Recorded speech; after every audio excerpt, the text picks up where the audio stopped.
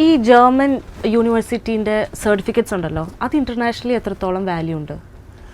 First of all ചിപ്പി നമ്മൾ മനസ്സിലാക്കേണ്ട ഒരു കാര്യം, ജർമ്മനിയിൽ പഠിക്കാൻ പോകുന്നൊരു കുട്ടി, അത് ഫ്രീ എഡ്യൂക്കേഷൻ കിട്ടുന്നൊരു കുട്ടി, അവിടുത്തെ ജോബ് തന്നെ നോക്കാനാണ് ശ്രമിക്കുന്നത്. കാരണം ജർമ്മനിയിലുള്ള ജോബ് ഓപ്പർച്യൂണിറ്റീസ്, അത്രയും ജോബ് ഓപ്പർച്യൂണിറ്റീസ് മറ്റൊരു രാജ്യത്തിലുമില്ല. That's number 1.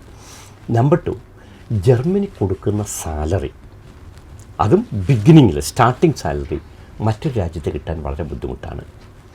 മൂന്നാമതായിട്ട് ജർമ്മനിയിൽ സാലറി മാത്രമല്ല, ഒട്ടനവധി ഗവൺമെൻറ് ബെനിഫിറ്റുകളുണ്ട് ശമ്പളം കൂടാതെ, അത് മറ്റൊരു രാജ്യങ്ങളും കൊടുക്കുന്നില്ല.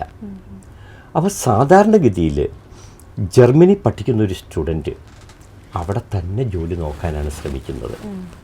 പക്ഷേ ഇപ്പോൾ എഞ്ചിനീയറിംഗ് ഡിഗ്രി അല്ലെങ്കിൽ മാനേജ്മെൻറ്റ് ഡിഗ്രി ജർമ്മൻ, അത് ഹോൾ വേൾഡ് അംഗീകരിച്ചതാണ്.